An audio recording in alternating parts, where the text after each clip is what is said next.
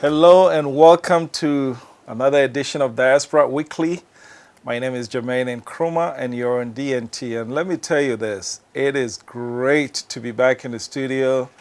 As you can tell, the past several weeks I've been on the road, been back in the States, and I've had some brilliant young ladies sitting for me from time to time.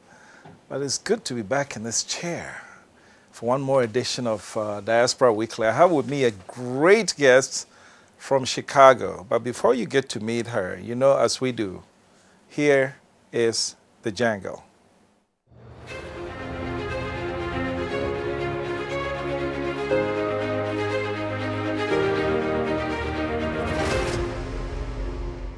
Today, the jangle is going to be a brief one. I want you to think about this. When you look at Ghana and you look at the Big Six, who've literally founded our country for us, they fought the British, negotiated, and gave us our independence. But curiously, have you ever thought of the fact that these young people were mere students when they returned home? They went abroad, went to school, and came home. And look at the monumental stuff that they did for Mother Ghana, right? Now, fast forward 60 years later, Ghanaians are all over the world. This time, they're more than students. You have Ghanaians in Parliament in United Kingdom. You have Ghanaians who are managing space shuttles in the United States. You have Ghanaian surgeons who are performing the first successful heart surgery in St. Croix. In other words, every part of the world right now, you have a Ghanaian who can be classified as a mover and shaker. Now, if the school students, the Big Six, came home and did this for Ghana, can you imagine if we, as a country, were more open to the diaspora and we rolled out the red carpet and say, come home with your resources, whether it's skills, whether it's money, whatever you've picked up living elsewhere and contributing to other people's economy, bring it home, whether physically or virtually. Can you imagine if we made it easy for all these Ghanaians to come home? What can become of our country, Ghana? That is something that you have to think about. And for this episode, this is the jangle. Stay tuned. You meet my guest in just a moment after a quick break. We'll be right back.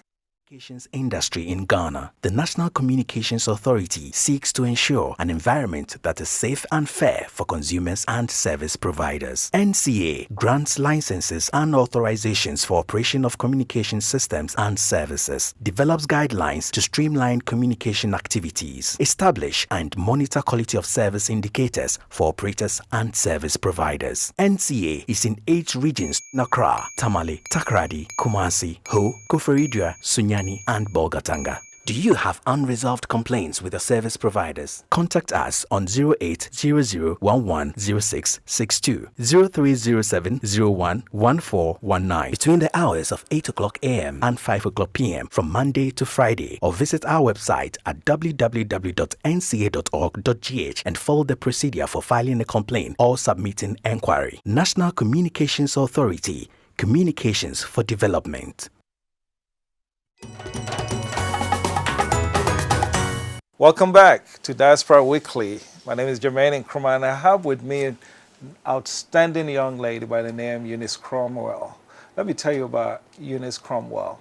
She is the business manager for the Ghana National Council of Chicago. You know them. They're the ones who put together that gallant Ghana Fest that everybody is trying to copy. And she's always also wearing a second hat, and that's the manager, the CEO. The CEO of Jemima Nunu Foundation. Welcome, Jemima, to Diaspora Weekly. Thank you. Thank How you are very much. you? I'm doing well, thank you. You're in town from Chicago. Yes. Okay, and the first thing that I have to ask you is the weather.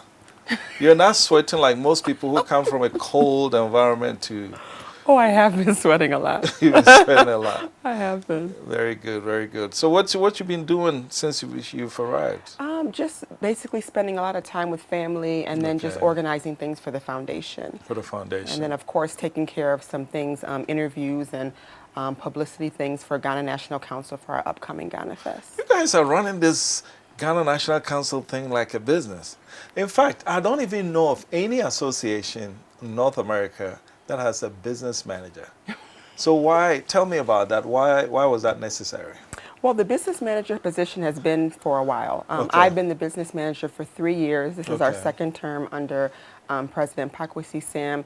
And basically the role that I play is to coordinate sponsorship and just handle all the business affairs of the Ghana National Council, set up with meetings and just make sure that everything is running smoothly. Whenever you have an organization and you don't have anyone that's managing the business, things kind of can just get kind of messed up. So it's a really nice position to have. It kind of ties everything together. We have Very good. excellent executives, So very that's strong the secret. team. That's the secret. Yes. I'm going to tell the folks in Houston to add a business manager position to the Ghana Association over there. So what, did you say sponsorship? Yes. You're my new best friend now. Yeah. Because we're going to work on some sponsorship. Okay. So now, since we started with the Ghana National Council, Sure. tell us about what's coming up. Because when you talk about Chicago, it's almost like nothing else exists in Chicago within the Ghanaian community except Ghana Fest. What's coming up? Ghana Fest is huge. So Ghana National Council, of course, is it's an umbrella organization. We have 14 affiliates. And the two major programs that we do is Independence Day and Ghana Fest. Apart from those other things, we also have like the health fair, we have the back to school, but primarily we're known for Ghana Fest, which has been in existence for, this year would be 32 years. 32 years. So Ghana Fest is a huge cultural exposition of Ghanaian culture, Ghanaian music, Ghanaian arts, Ghanaian food, and people from all over come to basically feel like they're in Ghana for one day in the park. Yes, that's what it feels like. Yes. I got there last July, and I saw more food on the in Washington Park than I see in Osu. That wache everywhere, Jollof, kenke yes. everywhere. I'm like, wow. Yes. How do you put all that together? Well, it's I would really say that everyone who has started it has made it so easy for us to just kind of piggyback on it. But it's kind of a very elaborate process. We work with the city of Chicago that gives us access to the park. You know, you have to get permits and everything. And then we seek vendors. And so most of the traditional restaurants, they always come and represent. And then we have other people who cook at home, like catering. And so that takes care of the food aspect of it. So primarily it's a lot of Ghanaian food. But in the past year, since I've been business manager, we have had a lot of Caribbean people who are also interested. So it was nice to have the Caribbean feel with the Ghanaian food as well. It also helps some of the African Americans who come and want to taste Ghanaian food, and also who are also used to like the jerk chicken and the rest. Yeah. So it was a kind of very, very nice fusion of food. And then we have other vendors who come to display culture, arts, clothing. Believe it or not, a lot of people who are in Chicago really like to come to Ghana Fest to do shopping.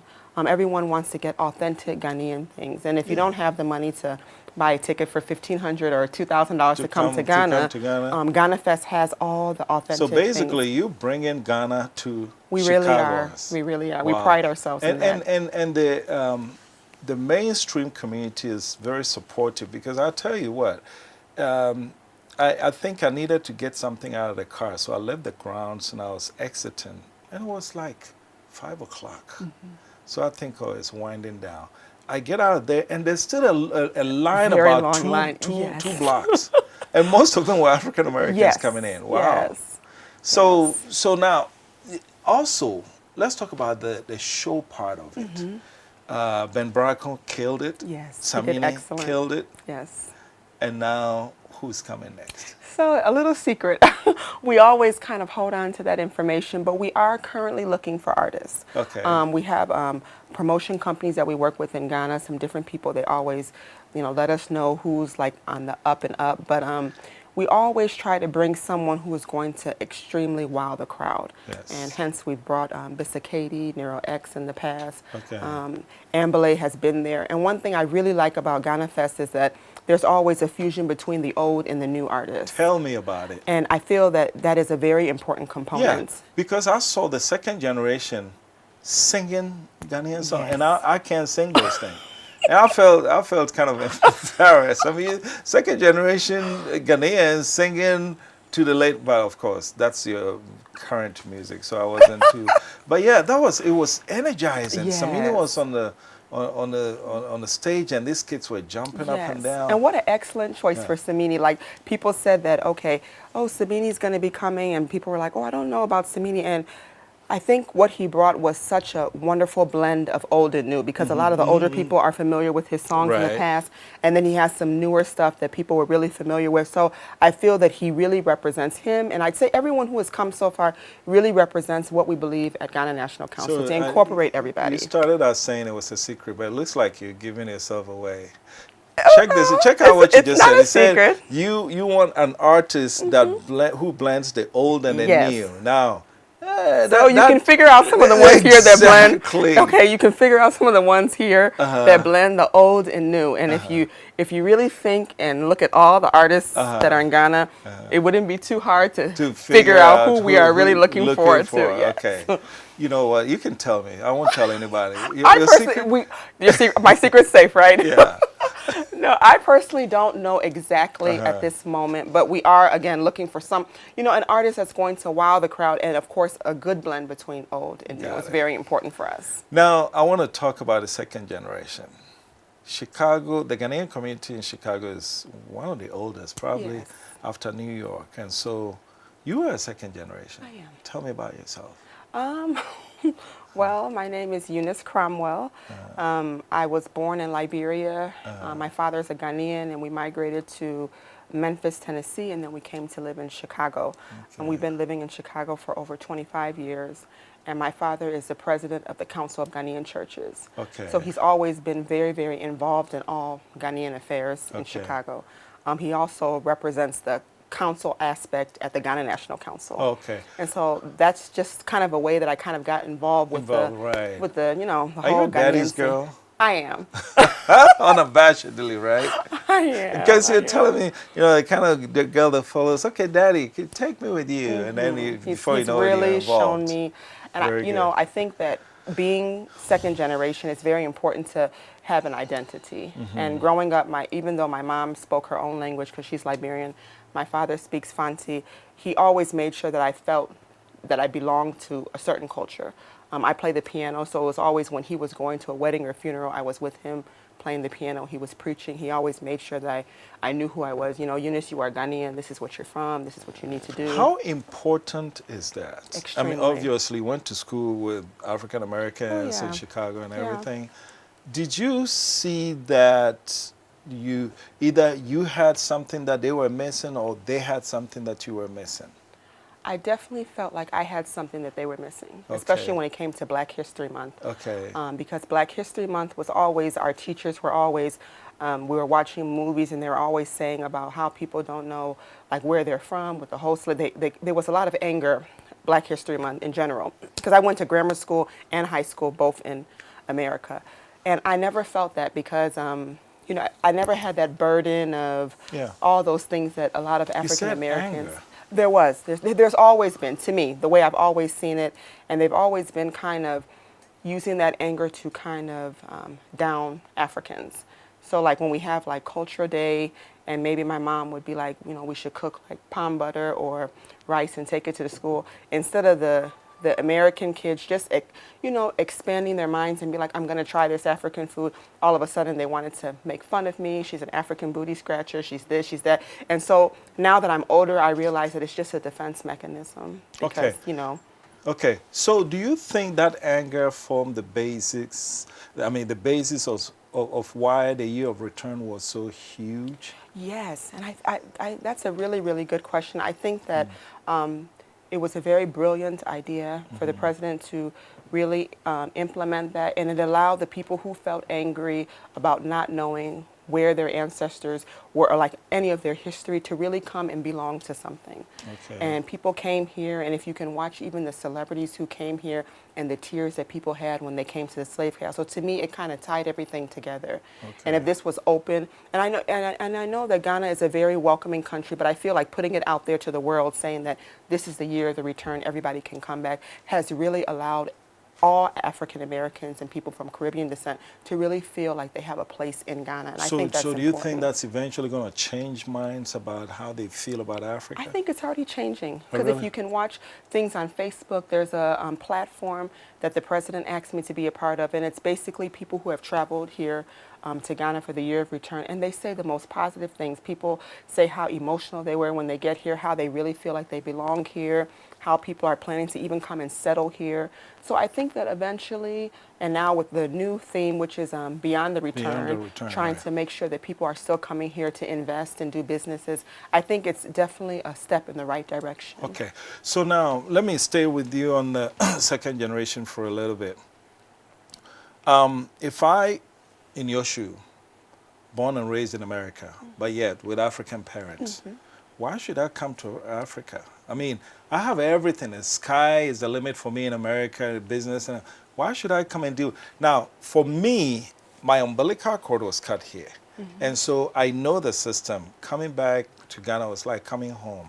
There are not going to be any surprises. I know what to expect and everything. But you raised up in the United States with African parents. Why should you come back to Ghana to invest, to do business, to work? Yeah. You know, I feel such a strong connection, and I think that's just been impacted to me from my parents. They've always told me to just remember where I'm from. I've unfortunately never had the chance to go to Liberia because there was a lot of war and issues when my mom wanted to take me. So luckily I came to Ghana for the first time 10 years ago. I renewed my wedding vows in Tekrati and with my husband. And I think that having a Ghanaian husband, having a Ghanaian father, naturally I technically feel more at home when I come here. Okay. And so even though I have been raised and everything in America, I always felt connected to my Ghanaian family in Chicago. So coming here finally put the pieces together. You know, it made me feel complete. You ever been to Liberia? I have not. Okay. And I'm sure that's in your bucket list. Yes, it is. Very good. Now, okay. We're going to go on a quick break. When we come back, we will talk more about the foundation, which is the reason why you're here. This is Diaspora Weekly. Stay tuned, please. 76,000 US dollars only to buy you a studio apartment in Accra. Why not come to Whaley for a spacious 2-bedroom apartment at Alphabet City, our brand new gated community situated right on top of the serene Sakomano Lagoon. Feeling like splashing a little? Check out our exclusive all-detached house gated community, the Jaden Symphonic next door. Sizes range from cozy 3 bedrooms to luxurious 5 bedrooms. We at Whaley are committed to provide you with the best building quality and value for money. In fact, we are the proud recipient of 2019's Quality Property Firm Award. We are offering discount up to 5% on Linjadin Symphony or 10% on Alphabet City, who makes a commitment in December. Call us now at 0240-111119 or 0504-499999 to secure your dream. Welcome back. You're watching Diaspora Weekly. My name is Jermaine Nkrumah, and you are on Diaspora Network Television, the famous DNT. We're having a nice conversation with Eunice Cromwell, the business manager for Ghana National Council of Chicago and the CEO of Jemima Nunu Foundation. Jemima Nunu Foundation, tell me about it. So the Jemima Nunu Foundation is an organization that I started a year after my sister, Jemima Nunu, passed away. Okay. She died at an early age. She was 34 years old. She was a journalist, a sociologist, very, very concerned about the things going on in Ghana. She spent some time at the University of Legon teaching, and when she visited my father's hometown, which is Anamabu, she told me that, you know, Eunice, there's so much of poverty here, we should try to find a way to help. So this was something that she really, really wanted to do, and she had great plans. And because she's a philanthropist, she had already started building a settlement home in Anamabu with my parents. So after she passed away, our family decided that we wanted to keep her memory alive and also be able to leave something for her son. She has a young son, he's 8, Right. Nathaniel. So the best way to do that was to set up this foundation so as Nathaniel got older, he'd be able to see some of the things that his mom wanted to do. And then through, me being his aunt, that we're still doing it. And that's how we started the Jemima Nunu Foundation. Oh, so how long has it been in existence? 5 years. 5 years? Okay. And if I were to ask, what's the vision of, I think you've touched on it a little bit, but what's the vision of the foundation? So the vision is to empower lives daily through education, access, and giving. Okay. So education would be to provide resources for people to go to school, finish their education. Access, we'd like to provide more access to clean water, better sanitation. That's going to also reduce health issues. And then giving is just giving resources that are going to also help people to be able to self-sustain. One of the major goals of the foundation is not to give, but to be able to give something to someone so they can turn around, use it, and also help the next generation. So basically teach them how to fish. Exactly. Oh, really? Very good. And what are the things you're doing pursuant to those visions? Right now, currently, we have 2 campaigns. So when I came in December, the first thing I did was a health fair. We provided free medication and health services to 500 people in Anamabu at the Anamabu Hospital. I partnered with them and I've worked with them. We've supplied their pharmacy with all the medications that they need. And it was basically for me to assess and see what that town's issues were. Through doing that, I found there was a lot of unresolved hypertension, a lot of malaria, things like that. So I've spoken to the hospital and we are working together collaboratively to find ways of better management for some of these conditions. Okay. Some of these things are as easy as lack of money for people to just be able to afford the medication. So the foundation has bridged the gap for that in order to be able to do the medications. And then now we are just doing patient education, encouraging people to follow up with their physicians, come for their appointments, and just be able to have that open conversation with people as to what they need. So how are you able to afford all this help to them? Well, professionally, I'm a family nurse practitioner. So a lot of it is just family money. We've just set aside money to do this for Jemima because Jemima was the type of person who she was not rich, but she could always give and help others. So I'd say 90% of it is family money, and the other 10% comes from various generous people who have seen what we're doing and call me and just want to help, whether they give me a box of gloves or they give me $100 or whatever it is. They're helping the best way they can, and we're grateful. I'll tell you my own familiarity with your sister. In the 2008 election, it was very tense. We were back in Houston, and we saw the results coming in, and it was almost like Ghana was going to the brink of war, right? But when the results were in and everything settled, I reached out to this gentleman, and we organized an event called Ghana Unity Summit, okay, to bring up all the different ethnic groups and let's talk. This thing is not a joke anymore. This scientists saying this about people saying this about that. It's not a joke anymore. What can we do here in Houston to foment unity that can resonate in Ghana? So we had a very nice event. And guess who was the MC? Jemima Nunu. Yes. I can see her red outfit, the beautiful smile, beautiful engaging smile, short hair. She did a brilliant job. Your sister is worth a foundation. I want to say that. Thank you. And so you are doing this with family money. Yes. And just a little bit tidbits here and there. Yes. What can people do to help? Right now, awareness is very important for me. Getting the word out of what we're trying to do. I've had a lot of meetings with some of the people in Anamabu, and we had a private dinner with like the some of the ministers and the police department and the education director. And my main goal is to make sure that Anamabu is set up in a way that they can also help the other townships around them, because there are 64 other towns that are surrounding in the Infantapam area. So basically awareness is very important to me, and then we do a clothing drive, and there's been some beautiful people in Chicago from different churches that have donated the most beautiful clothing that we were able to bring here and give the people. So to me, those are the things that matter. There are people who are able to give thousands, and of course we'll always take that to be able to help our cause here, but the clothing drive is very important to me. Donation of medications is very important to me, and supplies, because those are the things that people need every day to be able to just survive. So that's important. And the people always say, well, there are so many different foundations, so many people doing different things. So what makes yours different from the rest of them? That's a good question.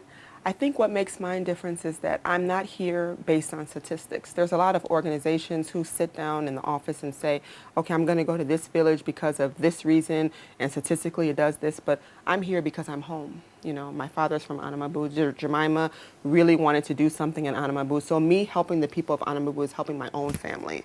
So it's special to me, it's dear to my heart, so I would never use them for any advantage to become popular or tour the world with her. It's nothing. It's not for publicity or anything like that. You can do that on your own. Exactly.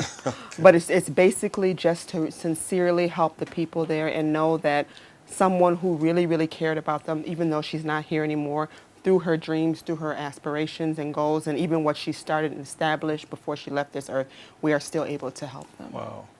And how's been the cooperation like? It's been marvelous. The locals? It's overwhelming. The Queen Mother of Anamabu has really spearheaded and helped me direct everything that we needed to do. She set up meetings upon meetings with the right people, and we were able to engage with the community, which was very nice. We went to the Chieftaincy Council meeting, and they gave us their full blessings and support. They even came to the opening and did the whole libation and prayed for us and everything. So the community is very excited, and they love us, and we love them. We love them right back, and we pray that God will continue to empower us and give us all the strength and the money and everything that we need to continue to help them. Very good. Have you moved the dial some? Have we did what? Have you moved the dial? In other words, have you seen effects of what you were doing? Oh, yes. So the health fair, like I said, we helped 500 people, and I have followed up with some of those people, and they're doing excellent. They're on their medication. They're able to get refills for free, so that's very good. We also have a Bearing Gift campaign where we give school supplies and food, and we're going to be helping with the infrastructure of the Methodist school, and that's about 290 kids in KG1 and KG2. So that brings a lot of smiles because Jemima loved the kids. And seeing all the kids smile and everything just made me think of how she was always about Nathaniel. She called Nathaniel her chocolate drop, and she always wanted all these good things for Nathaniel in education. So it's very important for me for primary education to make sure that everything starts well. I believe when everything starts well, it ends well. So if you don't have a good foundation, you're kind of doomed from the beginning. That's the reason why we're starting with the KG1 and KG2 to make sure that they are very, very stable. So then as they grow, we'll take care of the other people who are KG and 1. So that small bit that the foundation can do to make sure that the primary education is taken care of, I think will impact people's lives tremendously. Very good. That's brilliant, because to be able to put in the work and then see some of the results, I think if you go into any project with a very open heart and open mind and you want to do the right thing, then after you've put in the hard work and you see the results, you can put a price tag on it. Yes, it's But priceless. after all that, guess what? There are frustrations. I'm sure you've run into some of those. Stuff that you say, oh my God, I'm about to tear my hair. And you see, when I get to that, I am even more frustrated because I don't have any hair to grab onto. So what are some of the frustrations that you've run into? I think my first frustration would be that I don't speak the language. That kind of puts me at a disadvantage because as a healthcare provider, we are taught to interview people with empathy and get things done. And the fact that I have a translator, it kind of breaks the communication for me with the patient a little bit. It's not fluid. It's not. So that's probably that's probably number one.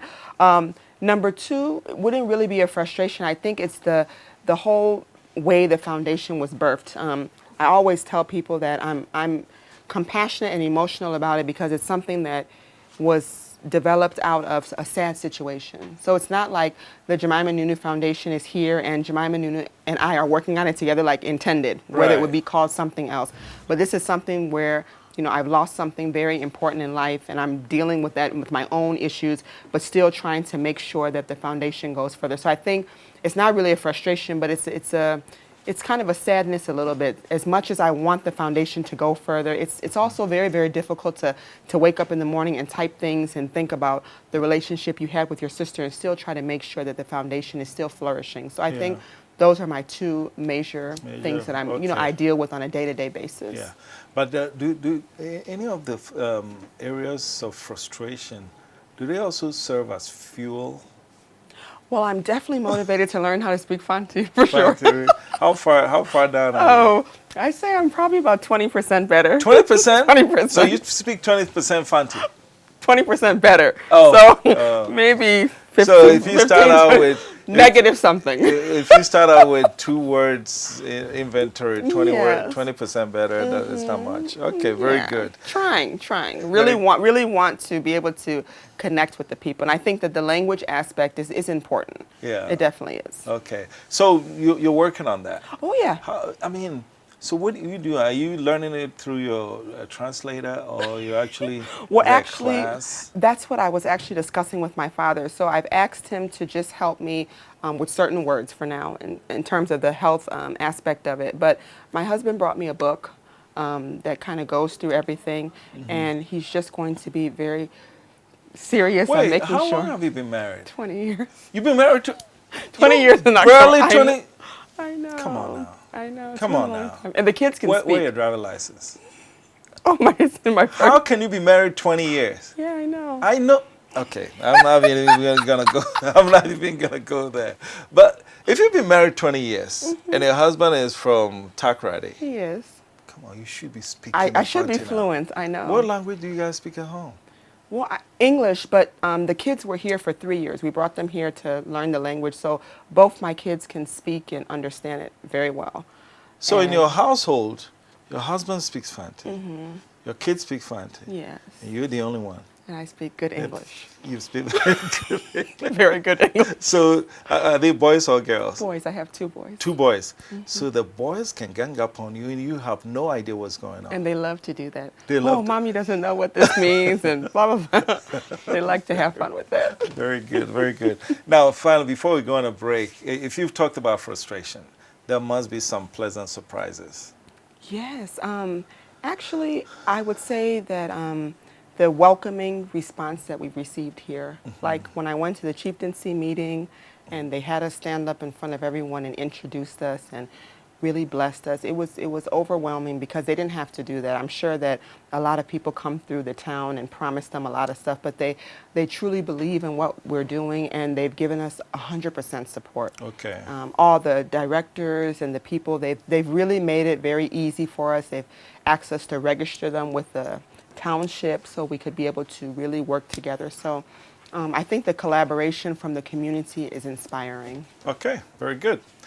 We're going a quick break. You're watching Diaspora Network Television and the program is Diaspora Weekly. We're having a brilliant conversation with the business manager for the Ghana National Council of Chicago. Also the CEO of Jemima Nunu Foundation, doing great work at in Adumabo area in the central region. We'll be right back. Stay tuned, please.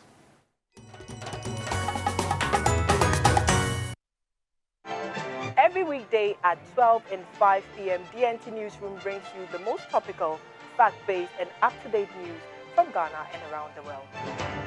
Politics, business, sports, and news from the diaspora, all covered in this comprehensive news update. If it matters, DNT Newsroom will have it covered. DNT News, be informed. We love Hello Entertainment Box. Hello Entertainment Box. Hello Entertainment Box. Hello Entertainment Box. Hello Entertainment Box.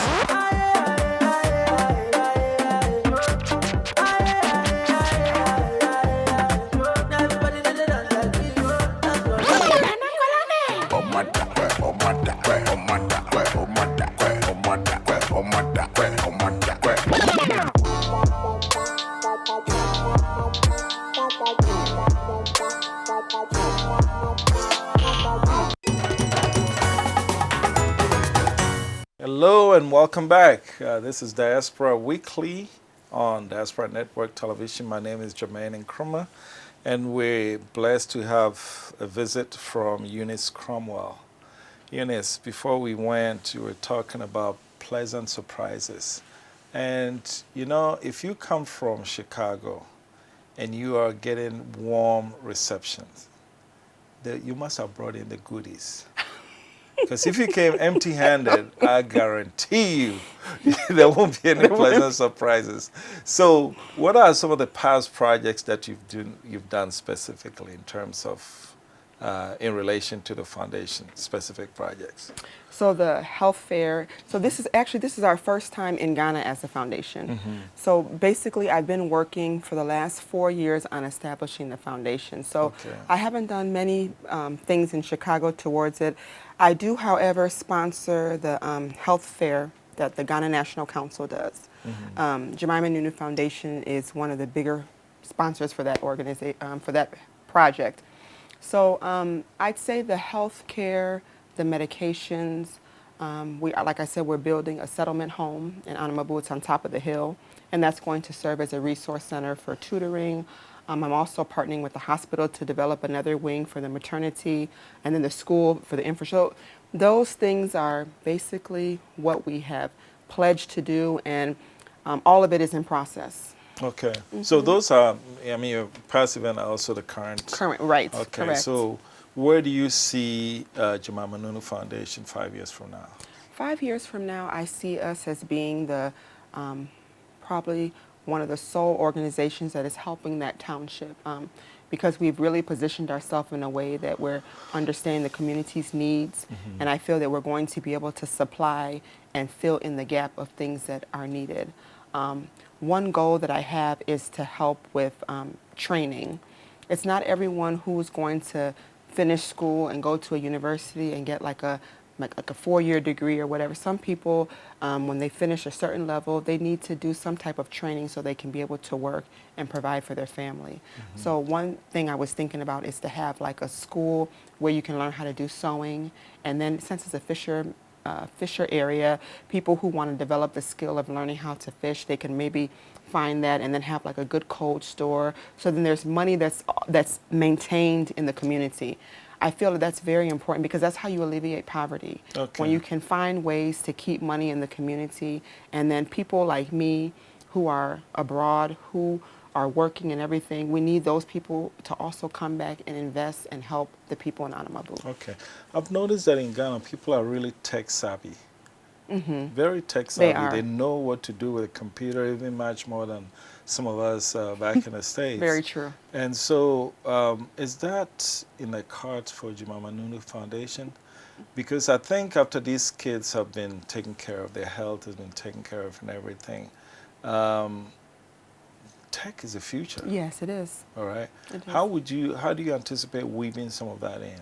Yes. Actually, the person who's in charge of our social economics had recommended me getting a computer center up so people could be able to come and get like virtual tutoring and mentorship, which I thought was a brilliant idea. He said that we could get people who are in different positions in Chicago and other places, and you just hook them up via Skype, and people can get mentorship like hours through there, and then also teaching people how to just use a computer, resume writing, and just really equipping themselves so when they do happen to leave Anamabu and go anywhere, they have all the necessary skills that they need to be able to succeed anywhere else. So, and I mean, talking to you, and the fact that you're so grounded in Chicago, raised there with Ghanaian dad and Liberian mom, would you say you were raised more in the Ghanaian community or the Liberian community back? Ghanaian community. Ghanaian community, okay. And so your friends, second generationers and everything, what are they doing? Are some of them doing the same things you're doing? If like not, the friends that you know, like my Ghanaian friends, yes, I would say that most of the friends that I have right now are entrepreneurs, and they're really, really focusing on things back home. Like Felicia founder of the African Life. I'm also the business manager for the African Life as well. Okay. So yeah, she's someone who completely motivates me because she's also someone who, she was, you know, born in Ghana, came to the United States, was raised and everything there, but she still has a heart for Ghana as well, and was recently here and doing her own thing with the Girls Project. So I think that basically all the friends that I have right now have the same goals and ambitions that I do, which is to see the development of Ghana. No matter what part of Ghana you're from, we all want to see the same thing. We want to see Ghana go higher. Because at the end of the day, Ghana has everything that it needs to be able to go higher, but just lack of some few things. And if people who are from the United States and other places can come and fill the gaps in for those few things, and then get support from the people who are here, I think it will make Ghana a better place to live. Yeah, and as you mentioned, a friend who was born in Ghana and raised up there. You say you were born in Liberia. Liberia. Raised up there. How old were you when you got back there? 11 months. 11 months. Months. Oh, you're lucky. We've seen statistically people who are born in Africa taken to live in America when they're old enough. When they come to America, oh my goodness, it goes downhill most of the time. Did you see some of that? A little bit. Okay. A little bit. Okay. The reason why I'm exploring all this is it seems like what you're doing in Anomabu is so important. It is. But you are also using family money. And believe you me, I know what it's like to use family money for things that you're passionate in. It seemed to me that this is an area where your friends can help. I do have friends that can help, but like I said, since we just recently, like we're really starting, a lot of my friends also have their own projects. And like you said, family money can be, you know, it can be exhausting and everything, but in this situation, when you're doing something for a loved one, it's kind of, I can't put a price on it, to be honest. Yeah. So if it even took me extra to you know, to work extra to be able to do something, I would be okay in doing that in Jemima's name, because that's just the type of person she is. She's given me everything that I'm doing. I can never repay Jemima back for all the stuff that she's done for me, my kids. I mean, you can imagine she's a year and a half older than I am. Okay. And so when I had my first son, she was completely there for me. When I had my second son, she was. So now that she's not here and her child is here, my goal is to make sure that when Nathaniel gets old enough to really understand what's going on, and when he has questions, I can sit him down and really tell him who his mom is. And then he can also be proud of the foundation. Where's Nathaniel now? He's with my parents. Parents Yes. Back in Chicago? Yes, he stays in Chicago. Okay, very good. And so Mr. Cromwell, he must be a very noble man, supportive. Extremely supportive, yes. Very good. Yes. Because he's sitting there and looking at you, taking all this family money and putting it into something that you, that's, give thanks. I hope you transfer some of their appreciation back to him from all the things you see it from really Anomabu. explain how supportive. My husband was very, very close to Jemima, so it's so important for him to see everything. And he's not involved in the healthcare field, but he was one of the main people with the T-shirts on, making sure everybody was organized. And he has helped me. Like, I wouldn't be able to do any of this stuff without his support. So I'm extremely, extremely grateful. Okay, very good. Let's talk about Ghana. Country Ghana. What do you see? Well, I see a lot of developments. Like I said, I was here for the first time 10 years ago. So from 10 years ago until today, I've definitely seen a lot of progress. I was telling my son on the phone that before, when I was in Tech Ready, I never saw like a KFC and a Pizza Hut. Now I came and there was a KFC franchise, Pizza Hut franchise. And he said, "Oh, Mom, really?" I said, "Yeah, things are really looking up. There's a Tech Ready mall. There's a better shopping center." So I definitely see things becoming more westernized, which is good. But my only problem with that is that I feel like you need to put things in an area where people can afford it. That's probably my only dilemma that I look at in terms of the way Ghana is going. So you have these beautiful places, and some of the people here can't afford it. So the target is maybe the people who travel, but then where does it leave the local people? So that's what I think about. And so that's the reason why it's even more important for us to make sure that our local people are well taken care of, educated, empowered, and have access to be able to enjoy all the beautiful things in Ghana. If you worked at any of these 4-star hotels, I'm not going to mention any names, you'd be lucky to get paid, let's say 1,000 cedis a month, right? Which is quite decent. Do you know how much a night in that room costs? About $250. Right. So which means your pay for the month cannot put you in the hotel that you work for even one night. And so that's not too good. to put it in perspective, if you worked at a Holiday Inn in Chicago, your pay, you can take your friends and spend a weekend in that hotel. Absolutely. But in Ghana, you can't do that. That's a And problem. so I think it's an interesting observation. Yes, so Ghana is moving forward. It is. But there are those who say we're moving backwards. Law and order. Well, I see there are definitely some areas of need of improvement. But I think it would be unfair to say that it's moving backwards. Yes. Okay. I Very definitely good. see it moving forward, but there's areas of improvement. Very Correct. good. Okay.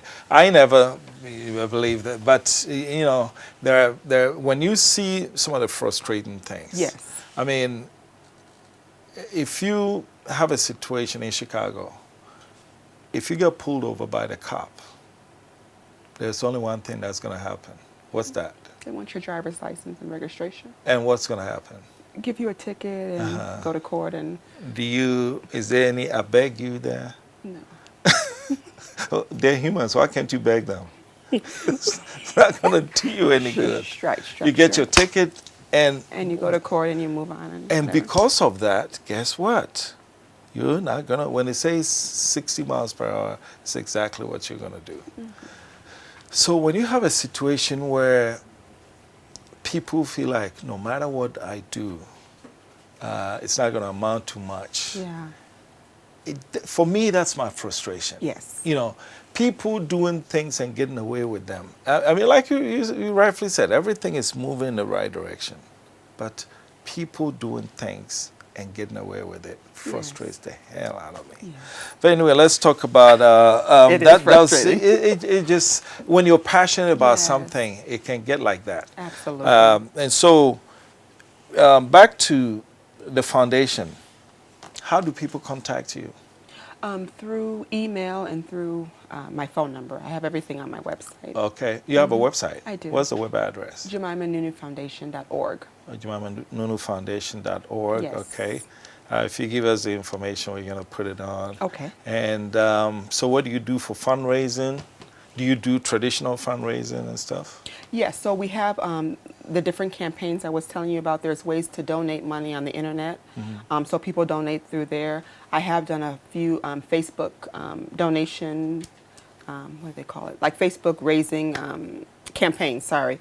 And people have donated through there as well. Wow, how do you do that? I tried to raise money on Facebook. Nobody paid me any attention. You know, I think it's... I have a really good mentor who helped me set up my website, and she told me that it's very, very important of how you tell your story and who you are, targeting to. So I basically just, told the story of what the foundation was, and we have targeted people who are interested in the development of Ghana, number one, people who are concerned about health issues, and people who are also concerned about education. And so those people, since it aligns in what they believe in, it's easy for them to want to give money and see some of the goals that they want happening in Ghana. Very good, very good.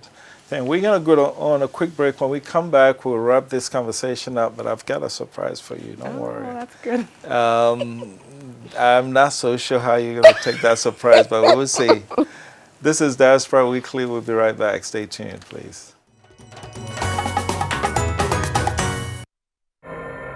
Hello, my name is Kofi Opon Ochre, and I bring you NASA on DNT, a program designed to expose corruption and indiscipline in our society and advocate for the punishment of these offenders whose activities impede national development. The National Road Safety Commission indicates that Ghana loses $230 million to road accidents, with over 1,600 deaths reported every year. In 2018, Shraj report indicated that Ghana loses 13.5 billion Ghana cedis to corruption.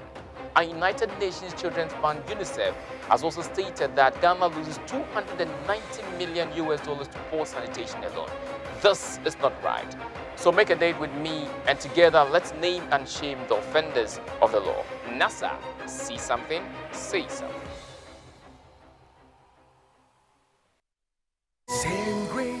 Are you expecting money from your relations abroad? Have you ever been defrauded of your money remittance?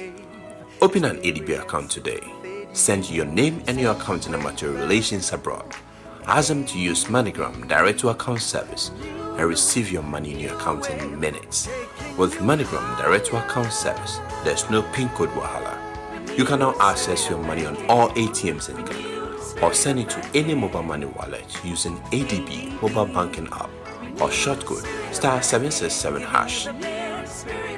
Visit our branches nationwide to conveniently receive your Western Union, MoneyGram, RIA, Unitylink, Transfast, and Express Money Transfers.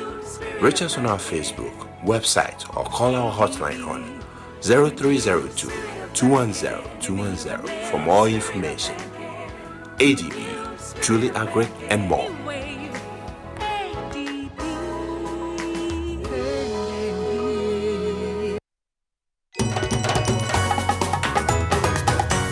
Hello and welcome back. This is Diaspora Weekly and you are on DNT. My name is Jermaine Nkrumah and I'm joined here by Eunice Cromwell. Eunice, the surprise, are you ready? Yes. Okay. You are now, I've installed you the President of Ghana. Oh, wow. And you are going to make policy about how to attract Ghanaians back into help with nation building. Mm-hmm. What are some of the ideas you have?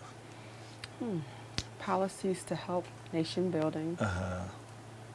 I think we would need to, that's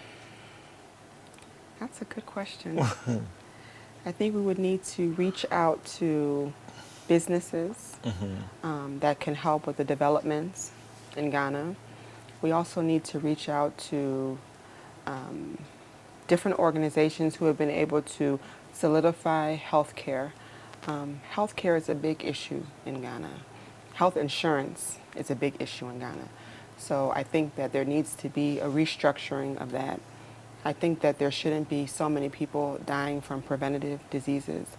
I think there needs to be a plan where preventative screening is done at a timely basis where people can know what they have, so you have prevention versus cure, because cure is expensive. I think that the electricity is a huge problem. I think we could use a lot of help from what Akon is doing, building his solar city. I think if Ghana had that same system, it would be better, and the light off and everything would be minimized. I think that's so a big basically, problem. as a president, you would want to bring diasporans in to do all the good things. And by the way, I'm not surprised you mentioned business as the first, because it seemed like even though you're in healthcare, you're very inclined to business. I am. Very good. I am. Very good. But then, you remember, you're still president, I am. right? Okay. But you have one problem. When you're bringing all these guys in from abroad to come do all these good things, you have people at home that are livid. Why are they livid? Because the people out there are coming to make them look bad. Yeah. How do you address those people? I really don't feel like they're coming to make them look bad. I feel like there's a lack of things here and we need people to come and help us with it. So a more collaboration method should be made where you're pairing people up. So maybe when you're bringing these businesses, you're pairing them with the businesses who are already doing that in Ghana. So it's a collaborative effort. So they are also teaching them something that is valuable, and then the people from Ghana here are also teaching them. But to have the mentality that someone's going to come and make you look bad, they are also making our country look bad already. So if it's already looking bad and we can get some people to help us to improve the image of Ghana, to make Ghana more profitable. I saw on CNN they said that Ghana was the best place to travel to right now.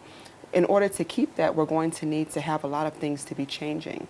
So people have to embrace the ideas of allowing people You to come in. mentioned collaborative. That's, you know, this, to be honest with you, when I told you I was going to give you a surprise, I had the idea of making you president, but I had no idea how this conversation was going to go. I'll be very honest. But you mentioned collaborative effort. So it looks to me like that may be the missing link, because if I'm local in Ghana and I'm doing this is my turf, I'm going to protect the turf. That guy coming from America. But if it's a collaborative effort where something is in it for me, so Eunice is coming to work with me to get this done, not Eunice coming in to do, and I'm sitting here looking bad. Exactly. So that collaborative effort is important. Yes. But what about those who feel like the more things stay this way is better for them? Believe it or not. Change is And always difficult. let me tell you, my producer told me a story. They went to a place where the road was so bad. And, you know, obviously when the vehicles slow down, the hawkers, they're selling their ware and everything. Very good. And he interviewed some of them. Okay, so the government is coming to fix the road, construct the road. No. They shouldn't do that. Why? No, if the government fixes this road, we're going to vote against him. Yeah, think about it. Wow. If the government comes to construct the road, they'll vote against him. So enemies of progress. Yeah. Good. But they too. That's what they're protecting their because when the cars slow down, they can sell. So now when you fix the road, the cars are gonna go. There goes their business. So now expand this to see how, in the larger scheme of things, as people are coming in to make things better, others are going to hurt. Yeah. So collaborative effort or not, they don't want that. Right. As president, how do you deal with those people? That's very difficult. I feel like the whole hawker situation is more of a safety issue for me. Yeah. Oh, trust me, those people know. They are experienced. I don't even know. I don't think accidents happen. They know what to do to navigate. It seems a little bit for you, it's scary.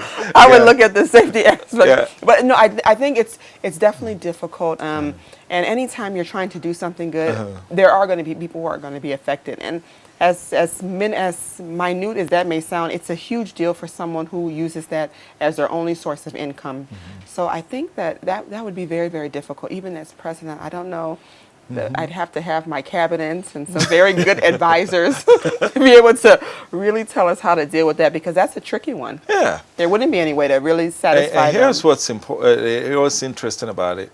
The Ghanaian coming in, perhaps have picked up a citizenship somewhere, so he cannot vote. Yes, that's true. But the person who's going to decide to vote who the next president is a person that's selling in the street hawker say, if you fix the road, we'll vote against you. So you as president, you can do all these great things, but you made a mistake of constructing the road. So next thing, they vote you out. They vote you out. You're not able to complete your goals. So that's very, what very and so when I was in United States, I had a lot of ideas, about what should be done and everything. And by the way, this thing is designed to educate folks. DNT actually stands for Educating Ghanaians Abroad about Ghana Issues and vice versa. And sometimes it's very easy when we're there, how come the government is not doing this? But when you come on the ground, it's a whole new ball game. So what have you seen on the ground that you're taking back, that when you're talking to your folks in Chicago, you say, oh, wait, hold on just a minute. When I went to Ghana, I saw this. What are some of the stuff that you've learned that you're taking back to Chicago? I think that one of the major lessons I've learned is just the way the healthcare works. We hear a lot of phone calls or we see videos of the dire need, and people come and they're like laying on the floor in the hospital, and you just can't really imagine that is true. But being in Anamabu, I was shocked of the lack of equipment that is inside it's a hospital, but to me it's more like a clinic. Also, there's an organization in Chicago, the Fonte Benevolent Society. I happen to also be the business manager of that as well. And they sent me to the Cape Coast Hospital and the Afiakunta Hospital. And again, devastating because there's really nothing there. And the mortality rate is just unbelievable. And you read it in the literature and you think to yourself, how can this really be? Because there are doctors here, there are people here, but it's true that healthcare is a huge, huge problem in Ghana, and it needs to be attacked very, very aggressively because without it, it messes up everything. Yeah. Because people are not living their full potential. You look and you drive around and you see all these obituaries posted everywhere, and it's just bad for the country. So I think that's the major thing that I really focused on when I came here, that there's just so much of lack when it comes to healthcare, and it shouldn't be. Yeah. It really shouldn't. And so when you go back to Chicago, as the next Ghana Fest, which is in late July. July 25th and 26th. Okay, so when all these gallantry is going on, and you're standing there in the midst of this, what are you thinking? Thinking that we have a long way to go. It's beautiful. Ghana Fest is wonderful. I love seeing all the chiefs and the queens dressed up, but that's only part of it. There's real issues that need to be addressed, and there's people who are in Chicago and other places that can really impact things that are going on in Ghana. And if things are well in Ghana and you're displaying beautiful culture in Chicago, it all coincides together. But when things are not all the way 100% good and you're only displaying the beautiful part about it, we're kind of disadvantaging ourselves a little bit. Yeah.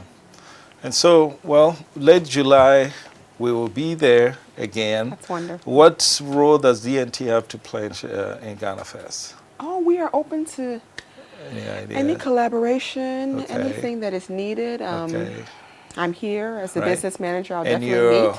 You are going to be our agent to be live on DNT, your independence celebration. Wow, that's wonderful. Very good. I want to end with this. Last year when I was in Chicago, my cameraman, after he took all the videos and stuff, I needed to meet him that very night because the following morning I was flying out. And he was shooting a video at an all-white birthday party. It was a very exclusive part of Chicago, so I drove all the way there. And as I sat there and I felt like what you just said, the affluence, champagne and everything, the only thing that was running through my mind is, wow. Look at what Ghanaians, they work hard, don't get them wrong. Of course. But when I look at that and I look at what's happening in Ghana, there's a disconnect. There's a big disconnect that we need to work. And I think we are very, very happy to have someone like you. Thank you. Who have dedicated your sister's memory to using it not as a negative, but to use it to help others in Ghana. And so I really want to thank you for being a guest of DNT, and whatever DNT can do to help Jemima Nunu Foundation and to help Ghana Fest blossom even louder than it is, you know where to look for us. Thank you very much. I appreciate it. Thank you. Thank This you. has been Diaspora Weekly. My name has been Jermaine Nkrumah. Come to think of it, my name is always Jermaine Nkrumah. And Diaspora Weekly, like I said, it's good to be back in this chair. I've been all around talking to people from different cities. And this was a great one. And I had a great guest. Thank you. And so we thank you for watching and continue to watch the rest of our events. Thank you for watching Diaspora Weekly.